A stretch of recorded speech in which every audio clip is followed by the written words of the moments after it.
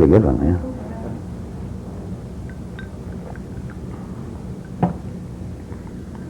All right, Larry, then we'll When proceed. lost from the flock they are following, they become extremely frightened. Right. Are we all clear, Pat? Okay.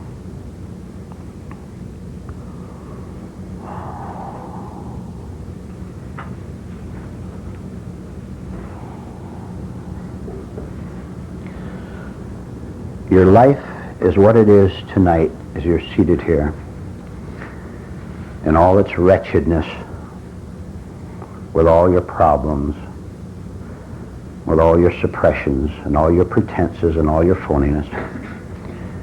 Your lives are what they are tonight as you're seated here because you've never made an effort to invite a certain virtue, a certain strength, a certain characteristic that could come into your life and work for you.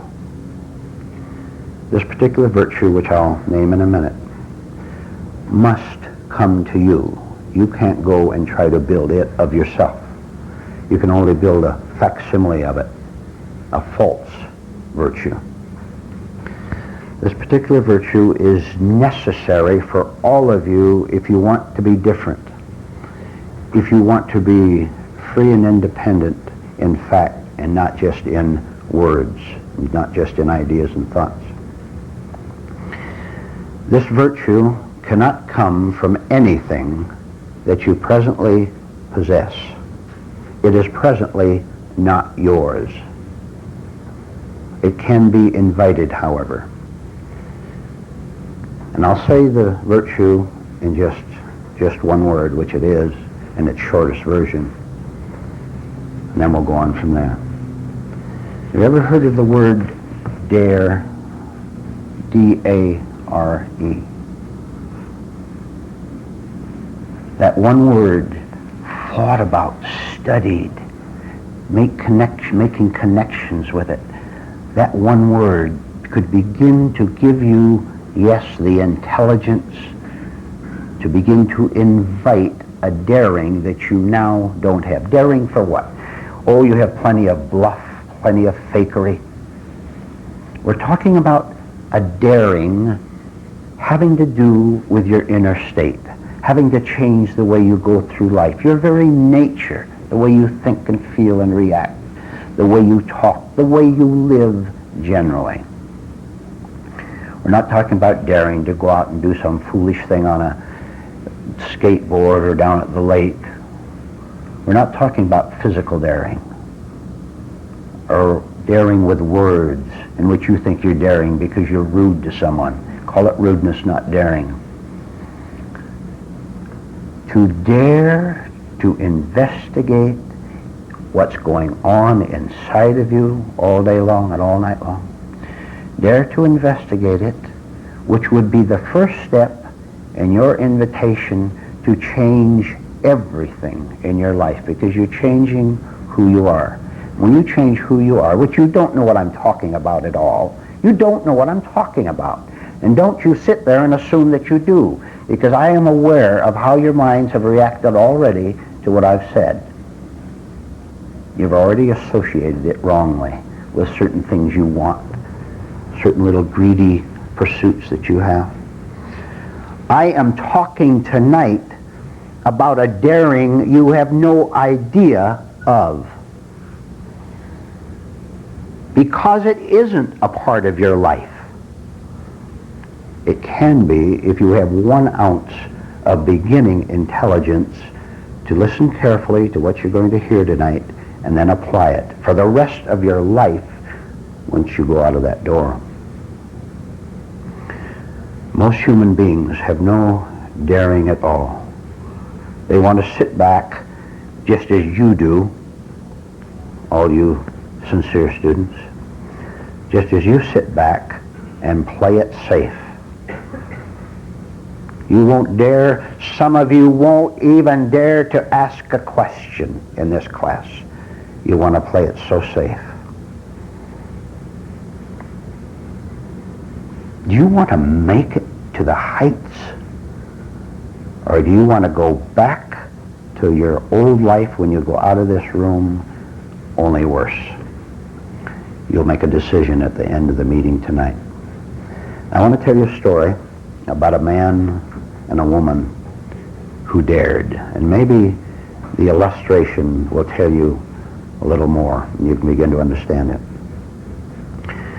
There was a cruise ship that set off from the port to go on a lengthy pleasure cruise. 200 or 300 people on board, large ship, luxurious, stocked with food and drink and all the things necessary for a pleasant and extended tour. So everyone got on the boat, moved out of harbor, went out into the ocean. And of course, because they went for pleasure, the pleasure began at once. The parties began, and the games on deck, and the talking, and the socializing, and the drinking, and the dining. And everyone had what they called a good time.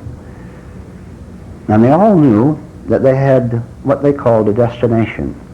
The ship was going to some far-off port, some pretty island, where they would stay for a few days, then move to another island.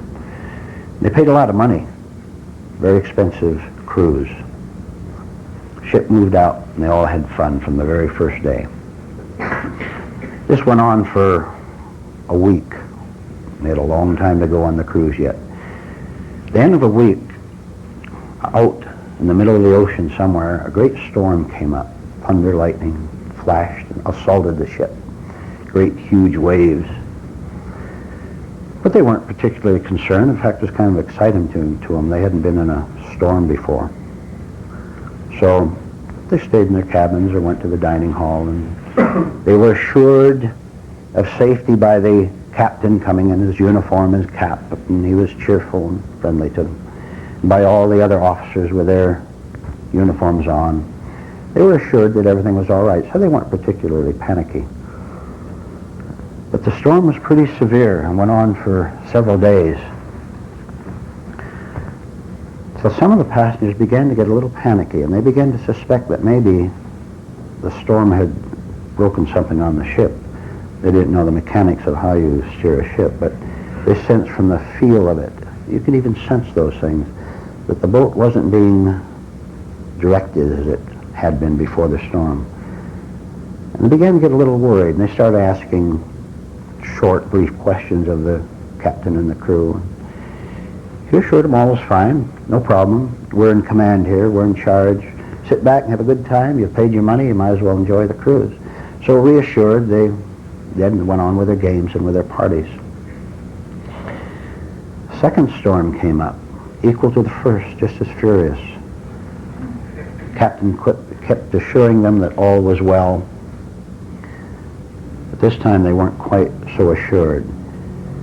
And they began to look out and study things. Some of the men who had been on boats before, they looked out, and they could tell that the ship wasn't steering on course, that it was wavering back and forth.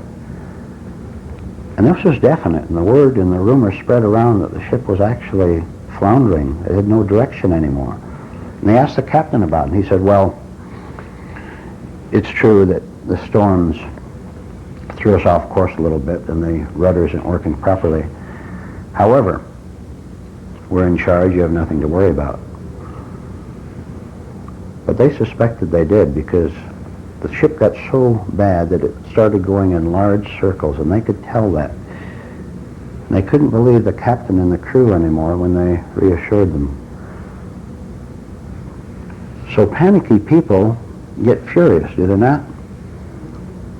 So they began making sharp remarks to the captain, saying, what kind of a captain are you? First of all, you let the ship flounder like this, and secondly, you must have lied to us. You told us that all was well, and we can see for ourselves that it isn't well. He tried once more to placate them, but it didn't do any good. Finally, the whole ship, all the 200 or 300 passengers, became mutinous against the captain, against the crew. And they threatened to take the ship over, and the captain said, it's a very serious thing, to take over a ship. Trust us, we know what we're doing, we'll bring you out of this safely. ship continued going in circles, and all the passengers knew it. But it was a very strange situation, and listen to this very peculiar situation. While the ship was listing from side to side, going in circles, running into fogs, heavy fogs, obviously not going in any definite direction, all the time that they were complaining against the captain and seeing the ship mismanaged and wrecked, they continued to hold their parties at night. Oh, they had a great time. They complained all day and danced all night. And they had their champagne and they had their food, just as if nothing was wrong. But during the day, as they became more panicky, more scared, they finally decided to take action, and they did. Several of the men who were the leaders in the hostile meeting, you know, there was a certain man in any group, you can find him in any group, who was very loudmouthed, very assertive, very bold, and very rude, and very stupid. He yelled out, "We're going to take over this ship ourselves. We know more than the captain does." And so enough of the men and the women too, followed the man, and they took over the ship. The captain forced to take his uniform off, put on regular clothes. And the big leader of the group put on the captain's uniform, which was kind of ridiculous because it didn't fit. But he didn't care about that, whether it fit or not, whether it was made for him or not. He was now the self-appointed captain. And the first thing he did was to give a speech. He assembled everyone in the big dining hall. And he said, "I have marvelous news for you. I've taken over this ship, and I know about ships. I've done it before, and I'll bring you safely to harbor." And they all applauded. And they praised his courage and daring for taking over where the other captain had failed.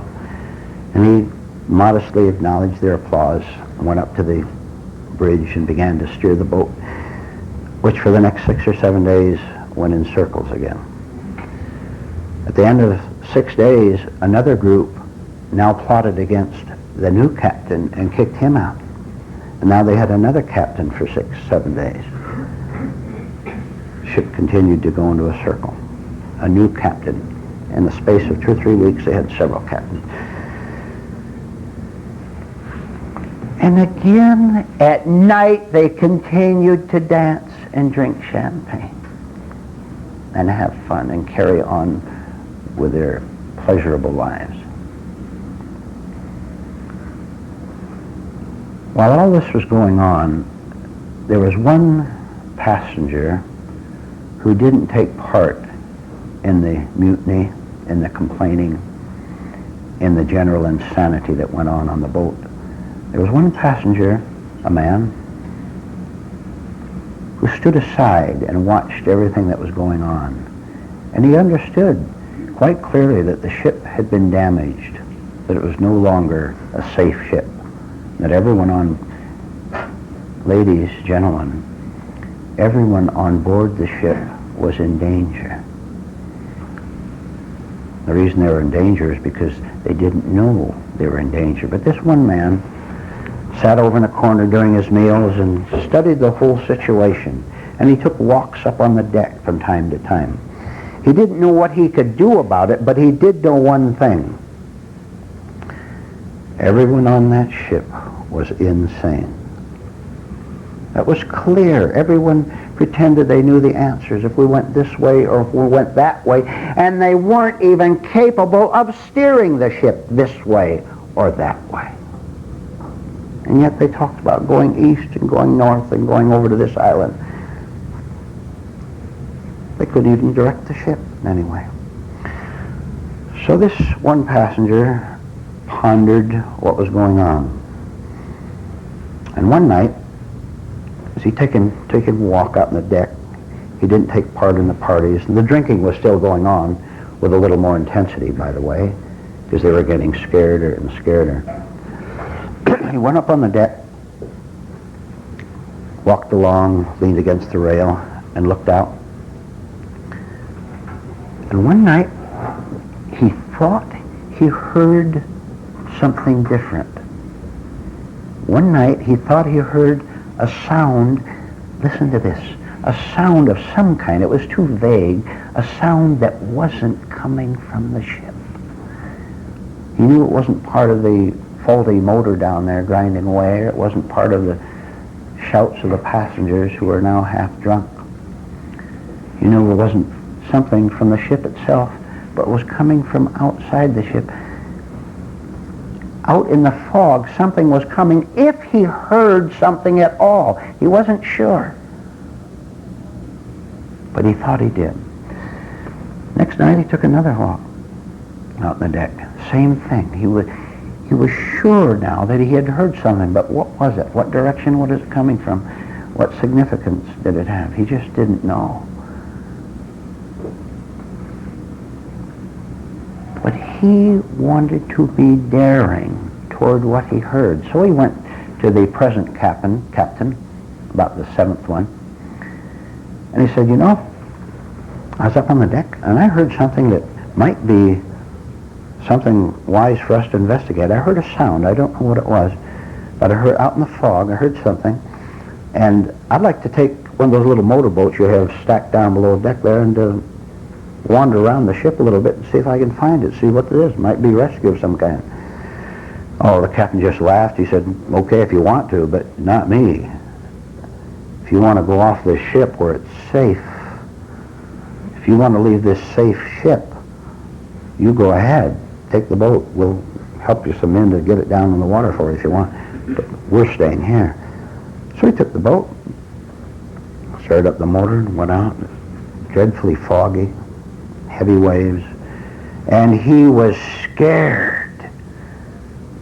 But he went away from the ship 100 yards, 200 yards, and looked out and listened. Didn't hear anything. He came back. Next night, tried it again and went out. He thought he heard something, but he wasn't sure. Brought the boat back, went out again. Did he hear something or not? He wasn't quite sure. And what was it? Came on back. Let me tell you, let me interrupt the story to tell you that he was a pretty torn man. He was loaded with doubts and confusions and fears. He knew he was in a dangerous place, but he didn't know what to do about it. And even the faint hope he had had of the sound out there in the fog, whatever it was too vague. In fact, it taunted him, it seemed, at this point. So he stayed on the ship, again not taking part in the madness that was now going on, and the people who were pretending that all was well, when in their hearts they knew it wasn't. He couldn't go along with that anymore. But he had his own problems. He was on that ship himself, and he was in danger, and he knew it. For the first time, he knew it fully. One night he was in the dining hall. Plenty of food and drink on board, no problems with food. Over in the corner of the dining hall, and he noticed a woman about his own age deliberately walk over and sit at a table next to him. And he knew that she had done it deliberately, but he didn't notice that either. So he sat there and had his dinner quietly, quite aware that she was sitting next to him at the table. And he knew that she was trying to get up enough courage to talk to him. So a little later she did. She got up, and he could see the timidity in her eyes. She came over and asked, may I sit down? He said, please do. And they sat and looked at each other a little bit, and she was trembling, and he was wondering, and her eyes were moist. But there was a certain firmness, a certain type of firmness in her voice when she spoke after being seated. And she looked up at the man and she said, I heard it too. And when he heard that, he knew what she meant. And he began to think, maybe I'm not deluded after all. Maybe I'm not mentally lost after all. He said, you heard it too? And he didn't want to lead her into the answer. He wanted to hear it from her. He said, you heard it too? And she said, yes. I saw you up on deck wandering along that foggy walkway.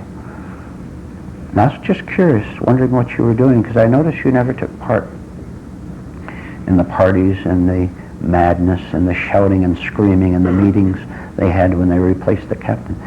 I noticed that, and I was just curious enough to stand at a distance and watch and see what you did. And I saw you give a shift of your head at the same time that I heard something out there, so I know that you heard it too. I heard what you had, and then they broke down, got easily talking with each other, and they discussed it back and forth. What's it all about? I don't know what it's all about. And the man said, I've been going out several times, as you may know, trying to find the source of this sound, but I haven't found it. And I'm baffled because sometimes I went out, I heard it, I think, and other times I didn't. It's utterly confusing. I don't know the answers, but I know that that sound did not come from the ship. There is something out there. And she said, may I go with you next time? He said, fine. So that night, they got in the boat. A little later, they got in the boat, and they went out. And just because they were together didn't make them feel any safer, because the sea waves were pretty furious, and the night was pretty dark, and the fog was pretty thick. So they wandered around a little bit, saw nothing, heard nothing, came on back, went out every night after that for 7 or 8 days, saw nothing, heard nothing, came on back. And they always made sure that they never wandered too far from the boat, from the ship, the liner, because they didn't want to be lost all alone in a small little boat out in that terrible sea. But one night, they went out, and they sensed that they were at a considerable distance from the boat, and they knew they had to make a decision to either go back to the boat this one time or not go back, but to keep going in search of the sound, whatever it was, if it existed.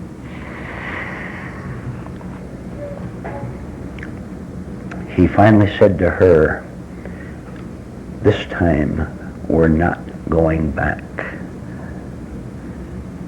She nodded her head. We won't go back. And they didn't.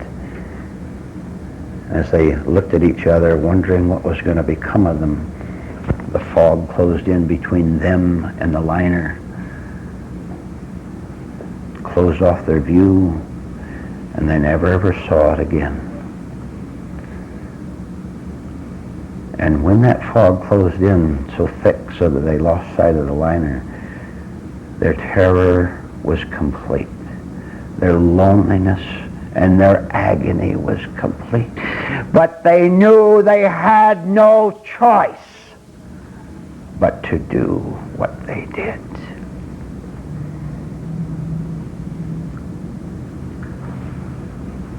Something, they didn't know what it was, something made the choice for them. And they were absolutely terrified. Now they were really alone. Nothing to go back to. Nothing.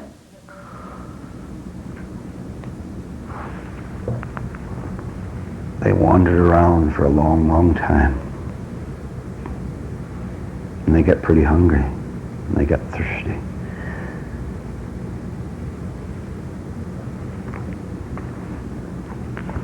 But they never made the slightest attempt to try to find the boat in the fog again.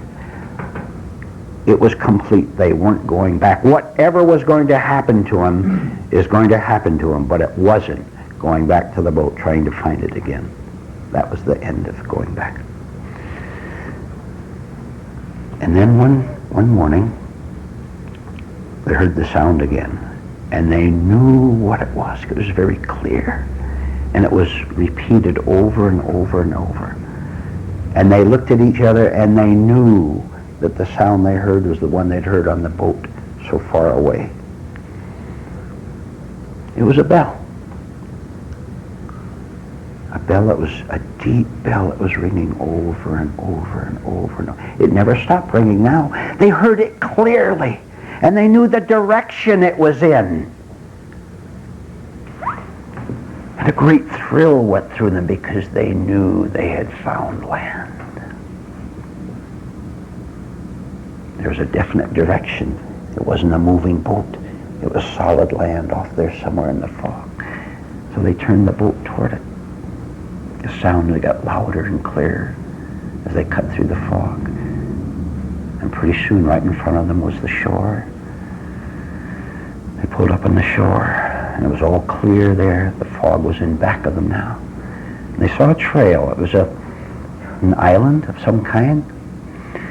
And they saw a trail going up the ascent of the island, man-made trail. They knew men had been there. And they walked up the trail, walked up about a mile, till they got to the top of the island itself, a small island. But at the top they saw a cabin. And when they reached the top, a man came out of the cabin, and he nodded, just as if he had done it many times before. Nodded and said, "Welcome." He said, "You heard the bell?" They said, "Yes."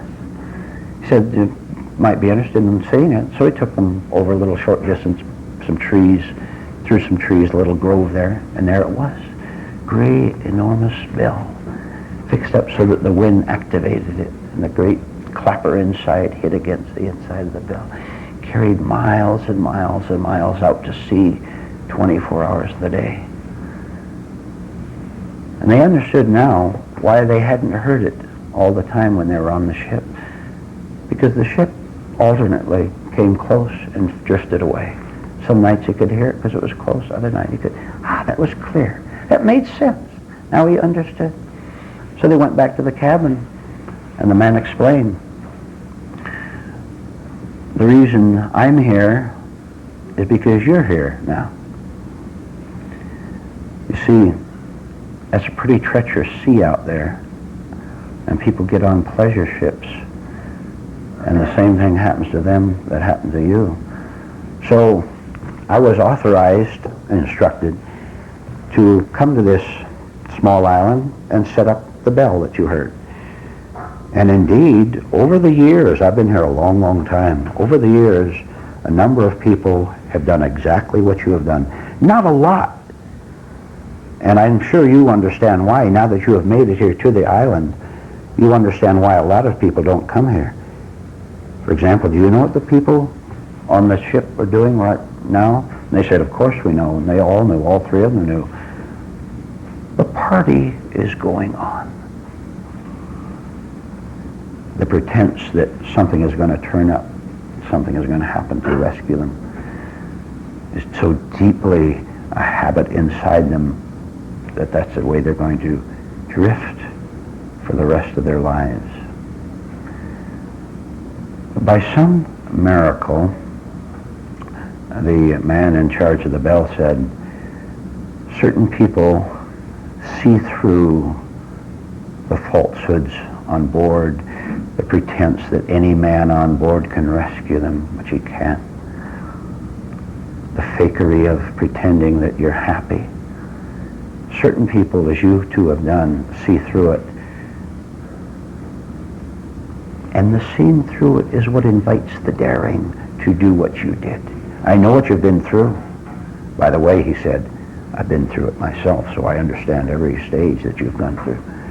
And I was finally appointed here to help others to do what I did many years ago.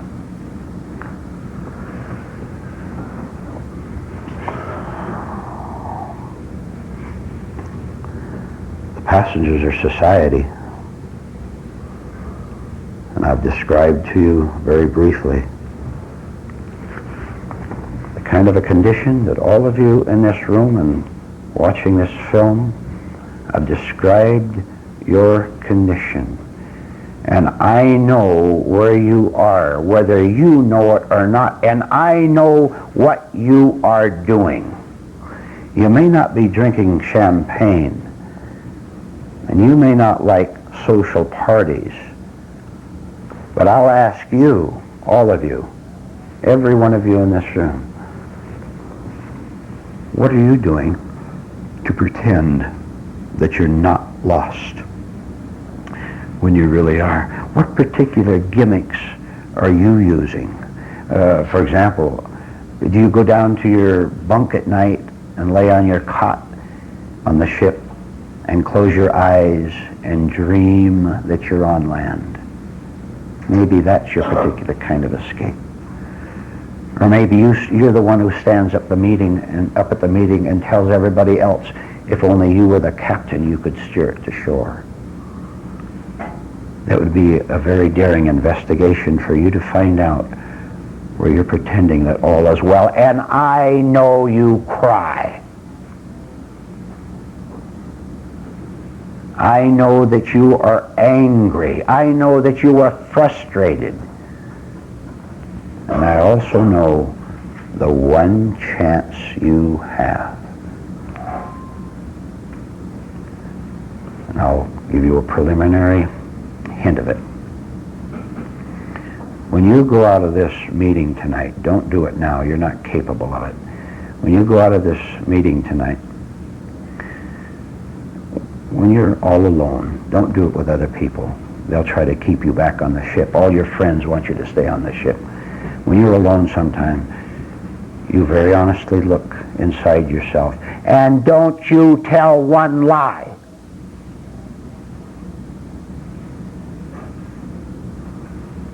You be honest about how terrified you are, how anyone and anything can frighten you.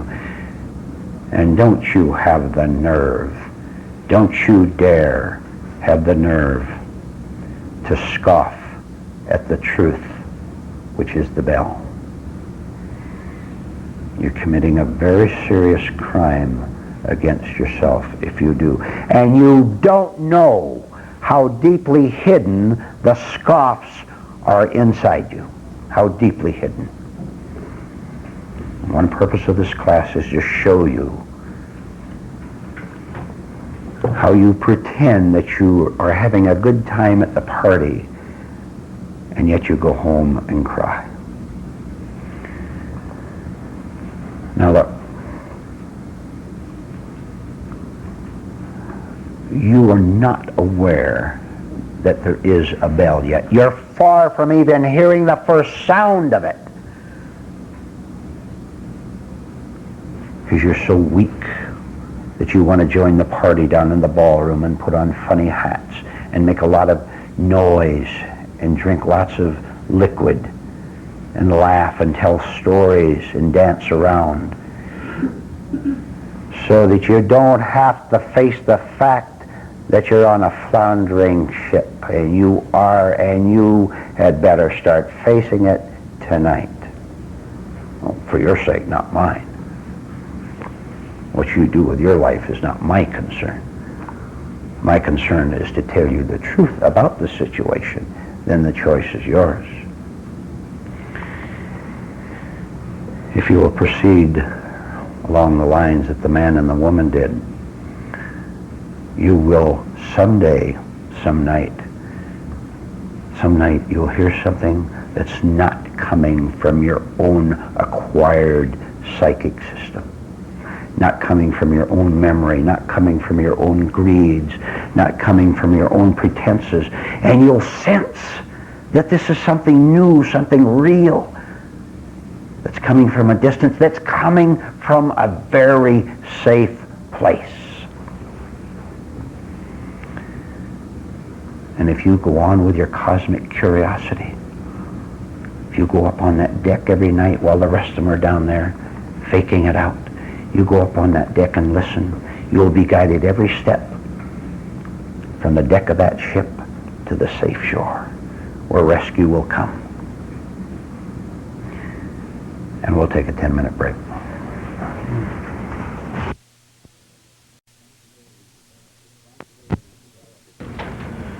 Responsibility develops with the knowledge of what it means to be responsible. A small child can begin to be told about responsibility and given practical exercises such as mowing the lawn in developing it. And he can begin to get the idea that the time will come in his or her life when he or she must properly be on his own. This is elementary responsibility, and every parent who really loves their child, who cares for their child, who understands a little bit himself about life, will most certainly give that child responsibility so that the main lesson behind it will begin to develop early. The lesson that you are here on earth to live your life, not someone else's life, and not try to steal someone else's life, but to develop your very own existence here on earth. If a child can begin to get the lesson that's given to him, and which is so often failed to be given to him, if a child can see that he must do certain things in order to gain other things, that idea will become properly fixed in his mind. As much as he rebels against it at the start, any little child, the first time a parent tells him, now you empty the trash, you take it from the kitchen out to the alley back there. The first several times, he's not able to understand it. Why? Because up to this point of his life, everything has been done for him. As he gets to be 5, he develops certain elementary responsibilities. He gets to be 10, he develops more. Now, a person who has developed this elementary responsibility is the only person who is qualified to shift from social responsibility to spiritual responsibility. You remember how often we've said here that only if your intellect, your mind, your ordinary intellect begins to work properly can you begin to rise above it, because if you use it to the full extent that you can use it in running your business and taking care of your home, you will see that indeed there are limitations to it. And when you see the limitations of your mind, it makes you very curious and very eager to see if there's something higher than that elementary responsibility. Now, a person who has not developed certain preliminary training in doing certain things for himself, when he gets a little older, he will make a decision, and most people make the wrong decision. He will make a decision to either begin to go back and develop them from the start, or he will decide to go all the way in the other direction, which is abandonment of responsibility, abandonment of the opportunity that he has here to grow into something different. As a matter of fact, he will never know that he's missed the point of life because he didn't take the first elementary responsibilities that were given to him. Now, we've already talked about social responsibility, taking care of yourself, earning your own living, doing certain practical things with your life that everyone must do. You've seen that that is essential.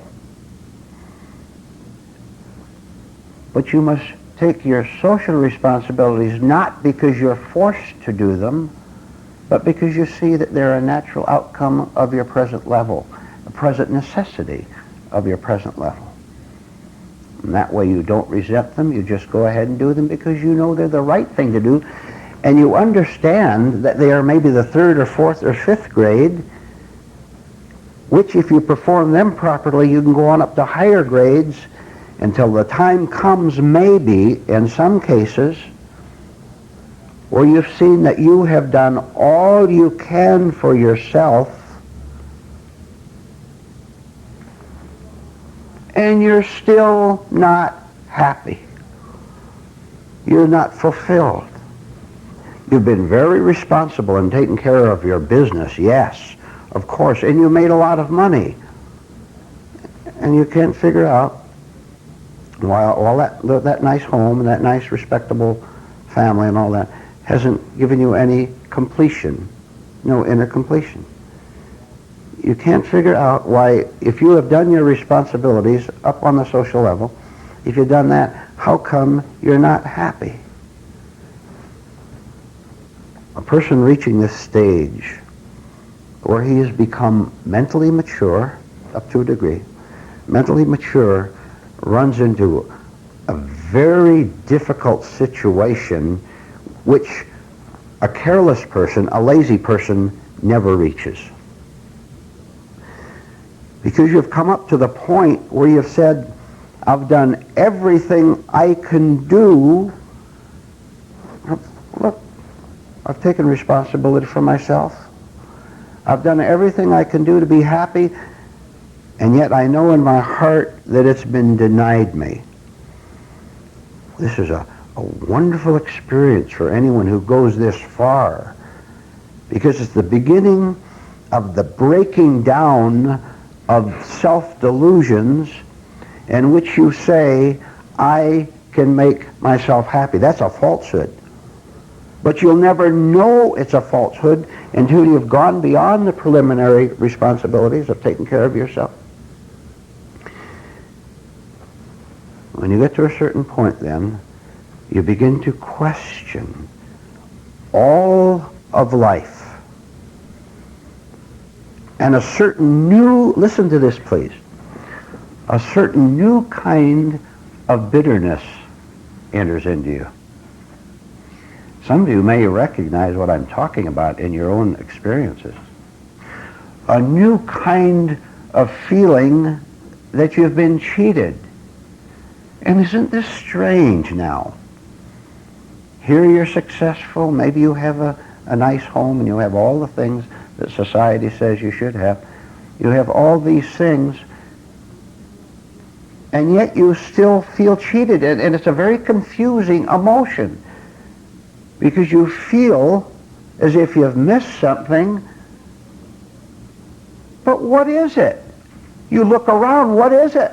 I've got everything you said I should have, the money, the home, the car, and the power, and the influence. I've got all that, and yet there's something missing. What is it? That's the question, isn't it? Well, it's a long, long ways yet from where you first start to say, what is it that I'm missing, until you finally find it. Because when you ask the question, you will answer it, won't you? Who else is going to answer the question? If it isn't this wife, then it's another wife, right? If it isn't this husband, then it's that nicer looking man that I met the other day. If it isn't all this money, then it has to be travel. That's it. Money was made to spend, so I'll go traveling somewhere. What I've described to you, these external things, is a very, very small part of the person's world in which he's beginning to wonder why he isn't fulfilled. And he'll look inward to himself and ask himself all sorts of questions. He'll say, well, maybe it is indeed something inside me. I know what it is. I'm not spiritual enough. So he'll get what he calls a religious experience of some kind. Or he'll get whatever he calls kind of excitement that seems to satisfy him. The inner and the outer working together. Only the person who keeps the question alive will ever come to the final right conclusion of what his responsibility is in life. Now, keeping the question alive means to never settle for any kind of an answer you can get out of your own mind or the mind of any other human being. This means you're going to have to search not in just 1,000 places, because this is the characteristic of the mind, to search, but 10,000 places. And when you get to 10,000, you'll say it's the 10,001. And when you get to 50,000, you'll say it's 50,001. It's always the next, right? It's always the next thing that's going to fill up this void, this heartache, this sadness in the face and the sadness in the voice. If you keep the question alive, but what is it, long enough, and keep going long enough till everything is exhausted, you will then indeed come to the question, the right question: what is my true responsibility as a human being who's been put here on earth? The answer will become very clear to you. You've heard the question, and the answer becomes very clear after, just to pull a figure out of the air, after 100,000 goals, aims, whether you've succeeded or failed in them, so that you never again ask the question, what is the next thing, and will that do it? Because you know there is no answer. You knew it years ago. You knew it when you're furiously trying to make all that money and making all these human contacts and making all this effort to be liked by the people down at the office. You knew it way down deep inside that you weren't going to succeed the way you were going, but you still wouldn't stop and examine that feeling that says you're on the wrong track. And if anyone ever tried to tell you the truth, you would reach inside your own mind for infantile reactions to immature irresponsibilities. You would reach inside your own mind and come up with the usual answer to anything that tries to get anything through your head. And those reactions are as varied as the rocks out in the field there.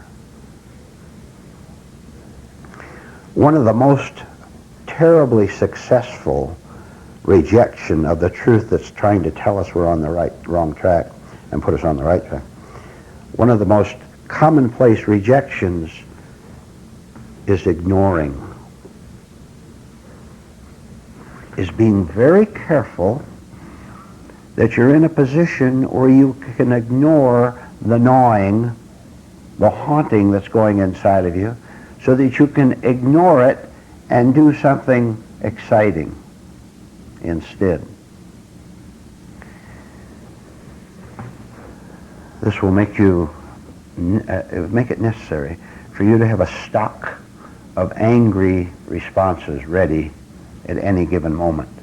Because at any given moment, no matter where you go, there's always this sensing way deep down inside that you are being irresponsible, that you're not taking proper adult responsibility, spiritual responsibility for yourself. And your lives are then spent in finding ways to get out of doing what you know you must do. The power of this class is that we won't let you go down the path to your own destruction. We're calling out to you, just a minute.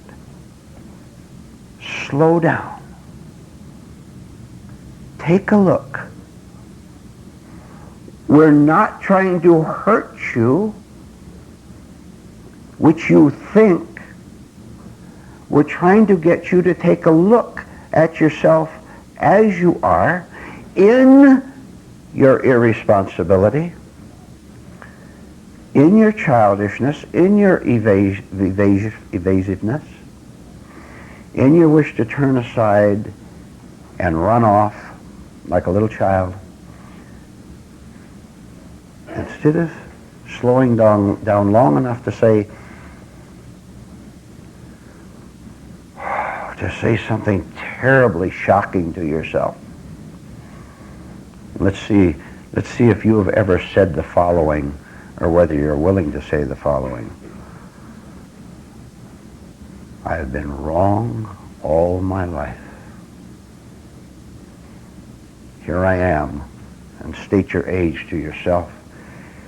Do you think, whatever your age may be, those of you in this class or those of you watching this film, are you able to look at your age, whatever it may be, and have the responsibility, the spiritual responsibility, because we're going above social success into authentic spiritual success. Are you able to slow down long enough and say to yourself, you don't have to say it to anyone else, keep it to yourself, I've been wrong about everything all my life. And the evidence is so clear right in front of me that I don't want to ignore it anymore.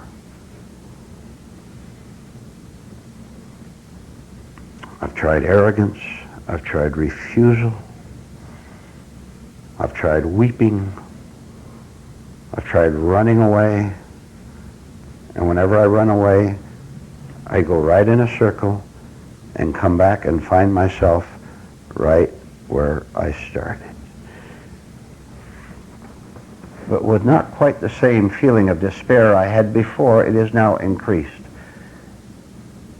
Because I am now beginning to recognize, although I don't want to recognize it, that no matter what I do, in my way, I always come back to the same scenes, the same kind of people, the same kind of experiences, the same inner trembling, the same dazedness, the same glee over having something to look forward to.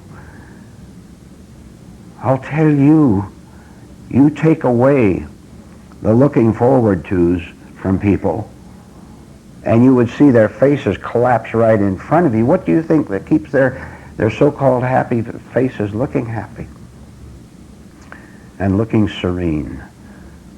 The fact that when they come to a meeting like this, or they go to work, in their minds they're thinking of what they're going to be doing 3 hours, 10 hours, 2 weeks from now, and that's what keeps them going. And when we get up to that point, they get a certain thrill out of it for just a few minutes, and then they find themselves right back where they started. Now, spiritual maturity can solve all this running around in a circle.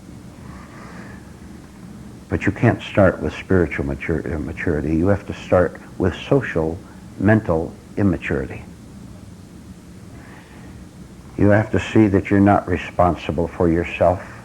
You had better see how your worship of other human beings, whether it's a politician or a religious officer or a relative or a dream man or a dream woman, you have to see that you don't have any responsibility for discovering why you worship someone else, why you follow someone else, why you want someone else to think for you and to tell you what to do.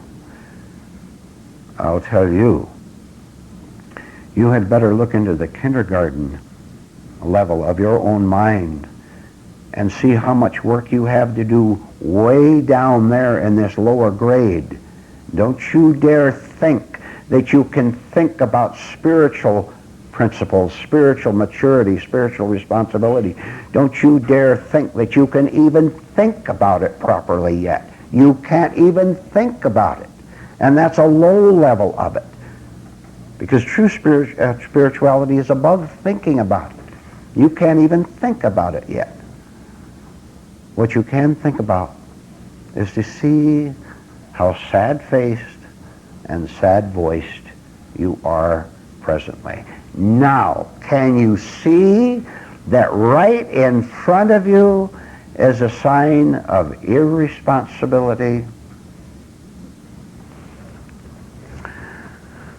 Take the word self-interest. That can be applied to financial self-interest, marriage self-interest, sex self-interest, social self-interest of 1,000 kinds.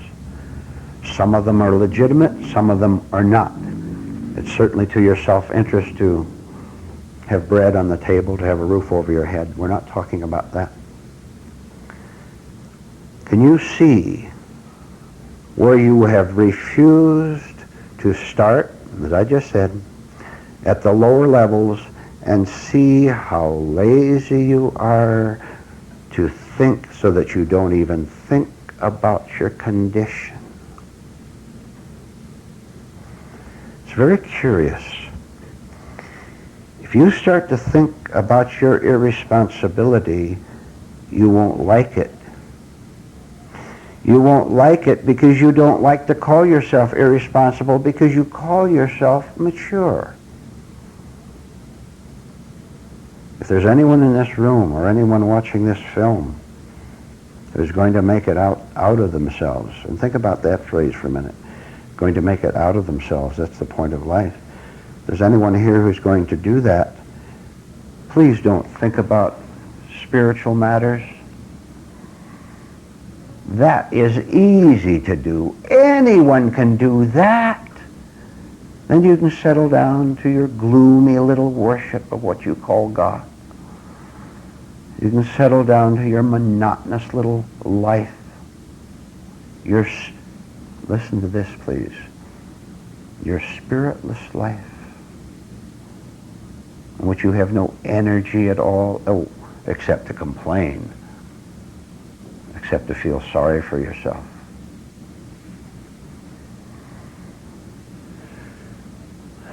When you get to the point where you can think about spiritual maturity, spiritual ideas, you will see that it consists of a falling away process. It doesn't consist of anything you can do. It doesn't consist of anything you can go toward. It consists of you working inwardly so hard that you understand that things must come to you. You cannot go to them. If you go to them, if you say, I am going toward maturity, toward responsibility on any level, I am going toward responsibility, who is going toward it except your own wish, your own desire, backed up by wrong self-interest? All right, to the word self-interest again. Think about the word self-interest. Now, when you think about it, you will have to, right now, refer to what you think is yourself. Your self-interest. That means, you think it means the interest of your physical body, of your social self, of your pocketbook maybe, of your relations with other people. But we have to use the word self-interest. Let's put a capital S on it so that you can understand that the kind of self-interest, the only kind that is valuable to you and that's enduring to you, is a self-interest with a capital S, which is not connected in any way with your ordinary self. Now we have a word problem, maybe a little bit out of the way. This supreme self-interest is 100% responsibility, 100% maturity, because it's the very nature, and it can't be anything but that. And I've told you before, and I've described to you that kind of a life where you have right responsibility, you have the right responsibility because you haven't had false responsibility toward your false life. I repeat, you have not had false responsibility toward your false life, which is all that your present life consists of. And I wonder, up to this point in the talk, if you have been aware of any of your reactions, any of the ideas that have come up in your mind since I've been talking. Have you watched the operation of your own mind? That would be the beginning of the responsibility that the gentleman asked about. Responsibility meaning that you are going to go back to elementary education in order to gather the self-knowledge that can begin to lead towards self-change. But if you take it for granted, if you toss it off and say, I don't need anything that's being talked about in that class because I already understand myself and already understand life, you're committing a gross crime against yourself. Put the following picture in your mind. Someone who hears truth, someone who hears mature and responsible principles given to them, they hear them. And that person lightly turns away and scoffs and says, I don't need that. I already have that. How can any human being, well, you know and we all know, how can any human being deliberately commit such a crime against himself as to lightly toss off these truths? To turn away and say, I already have that. I already know that. Now I'm talking to you here in this room, and you're listening to this talk and watching this talk. I'm asking you whether you might be so irresponsible, so immature, that you are not taking seriously the things that should be taken seriously by you because your life is involved. Are you taking responsibility for finding something higher from yourself, higher than yourself, if you are still in a state of dishonesty? In a state of sadness? Are you taking responsibility? Or are you brushing it aside like we all brushed aside the responsibilities as much as we could get away with when we were small children? A small child either learns his responsibilities or he doesn't, and there are many factors involved in that, individual factors involved in it. The right sternness of the parents, for example, and the character of the child himself. But let me tell you, you are no longer small children. You are no longer small children who can endlessly push away your responsibilities for growing up inwardly. Don't you dare brush aside what we're saying here tonight by saying, I'm responsible. I earn my own living. I take care of my own home. I vote at election time. I do everything that an ordinary citizen does that is called responsible behavior. I wonder, please, do you know that we're talking in this room about another world? No, you don't. That's why you ask questions that I just mentioned. You don't have it through your heads yet that there is another world. That's what we're concerned with. We do talk about the social world, the world of families, of economics, of homes, of the relations between a man and a woman. We talk about those things because they are a part of this world. But you don't know that this world is not the only world. Oh dear. You did it again. I know what you just did. You went into ideas. And you went into ideas about how much religious literature you've read, and how you pray, and how you believe in God. That is not the other world. That's this world. But you don't see it. You're not capable, because of your irresponsibility, of seeing that this world is not that world. If you were really mature, spiritually mature, you could see two worlds.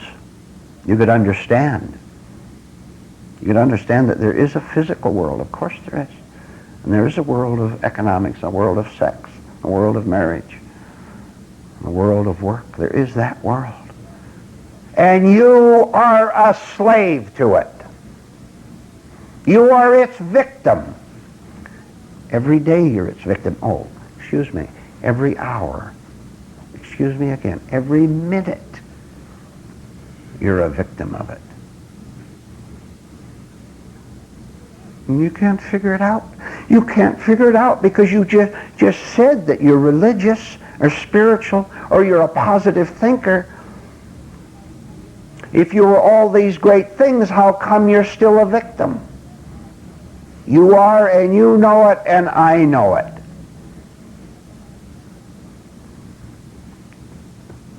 I'm trying to lead you to another world which, when you live in it, this will be the one world for you, even while living in this one. When you live in the other world, you also live in this one, and this one becomes completely easy, becomes very light. No burden at all. It's no burden because you're not a part of this old world's burden. You're living in the other world. And you'll go out and conduct your business, or you'll be an employee somewhere. And you'll talk to people. You'll live in a home with other people, or you'll live alone, whatever your choice might be. See, the problem in giving a talk like this is that I'm talking about things which your present irresponsible mind can't comprehend. And one characteristic of an irresponsible mind is to reject that which does not conform to its previous concepts. A lazy mind looks out, and unless it's flattered, it says that is wrong. Unless someone agrees with it, it says that person is wrong. That's what a lazy mind does. Among the other things we're trying to do in this class is to cease to be lazy, is to jolt ourselves awake and begin to try to understand where we make the mistake. And already tonight you've been told perhaps 24 ways in which you've made a mistake. For example, the idea of setting up a hero who's going to rescue you. And that hero that you set up, whoever you might be, whatever it might be, your dream of the future, for example, that hero is going to be a projection of your own low mind. So what you are really worshiping is yourself. What greater horror could there be than you worshiping the self that has kept you in the state, the dark state that you're in right now? Do you understand that this is what you're doing? Now you can go out of here with your usual childish anger if you want. You could go out of here and with your usual irresponsibility push aside everything you've heard. And I will give you a guarantee. I will guarantee you that your pain, that your sad heart, and your sad face, and your sad voice will continue to trap you and continue to make you miserable as it has before. That's a guarantee. Now I want to explain that before we take a break. When you tell people this, that they're going to continue in their pain, they don't understand the horror of that. Because they are so much in love with their tears that they're not going to let them go simply because some man says that tears are bad. Because tears being them, their life, they're going to hang on to them. If there's one of you here watching this film or in this room, if there's one of you here who can begin to challenge your love of sadness, you have a chance to become a mature human being, a responsible human being, and therefore a human being who doesn't hurt other people. If you are spiritually irresponsible, even though you may be socially responsible, if you're spiritually irresponsible, you hurt everyone you touch. There's no choice but for you to do that, because this is what you are. Your irresponsibility, spiritually speaking, is a sign of being an unawakened person, a person in a daze, a person who still glorifies his own efforts and says, look what I've accomplished in this world. And you will be filled with arrogance. You'll be very touchy if anyone touches you where you're telling a lie about yourself and about one. Therefore, you will hurt everyone on earth, including those that you claim to care for. This is pretty strong stuff. Is there one here tonight who wants this strong medicine? You know the sentence, the medicine is bitter, but it cures. Time to grow up, little children.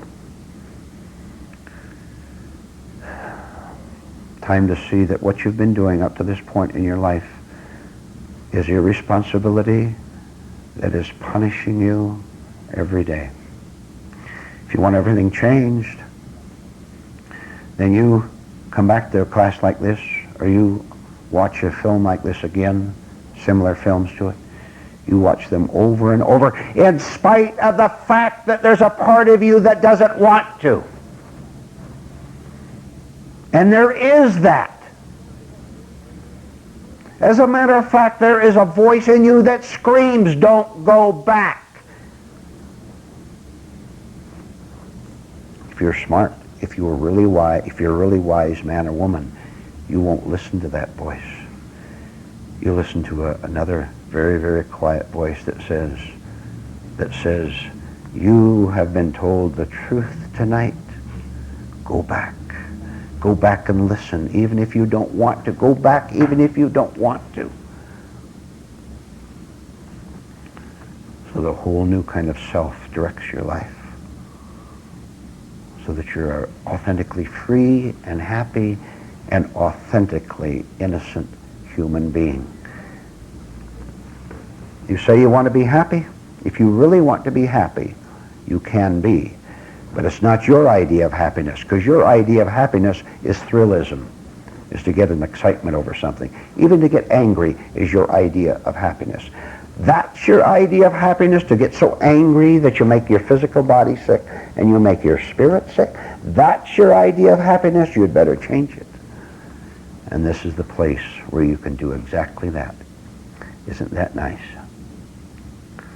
Take a 10-minute break.